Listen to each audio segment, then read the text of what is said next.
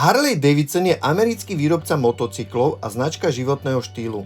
Založená v roku 1903, je jedným z dvoch hlavných amerických výrobcov motocyklov, ktorí prežili veľkú hospodársku krízu spolu so svojím historickým rivalom, spoločnosťou Indian.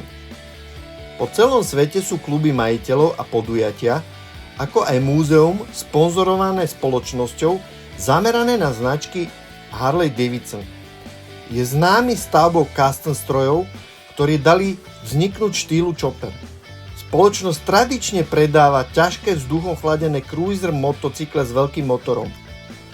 V roku 1901 vypracoval 20-ročný William Harley plán na malý motor s objemom 116 cm3, navrhnutý pre použitie v bežnom ráme pedálového bicykla.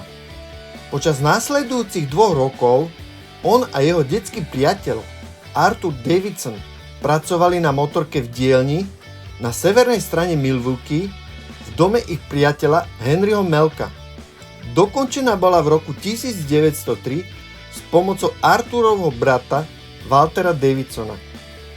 Po otestovaní svojho motorizovaného bicykla Harley a bratia Davidsonovci zistili, že bez pomoci pedálov nedokáže zdolávať kopce v okolí Milwaukee. A tak svoj prvý motocykel považovali za cenný učebnicový experiment. Trojica začala pracovať na novom a vylepšenom stroji. V januári 1905 spoločnosť umiestnila malé inzeráty, ktoré ponúkali samostatné motory Harley Davidson na domáce majstrovstvá. Do apríla vyrábali kompletné motocykle vo veľmi obmedzenom rozsahu. V tom roku predajca Harley Davidson Carl Lang z Chicaga predal 3 motocykle z 5 vyrobených v dome Davidson.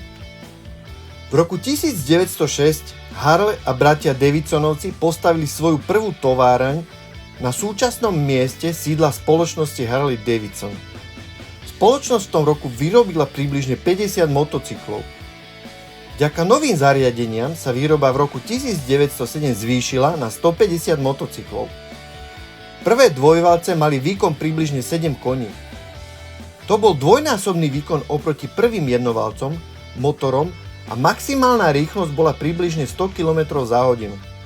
Výroba vzrástla zo 450 motocyklov na 1100 strojov v roku 1909. Napriek konkurencii sa Harley Davidson už dostal pred Indian a po roku 1914 dominoval motocyklovým pretekom. Výroba v tom roku zrástla na 16 000 strojov. V roku 1917 vstúpili Spojené štáty do prvej svetovej vojny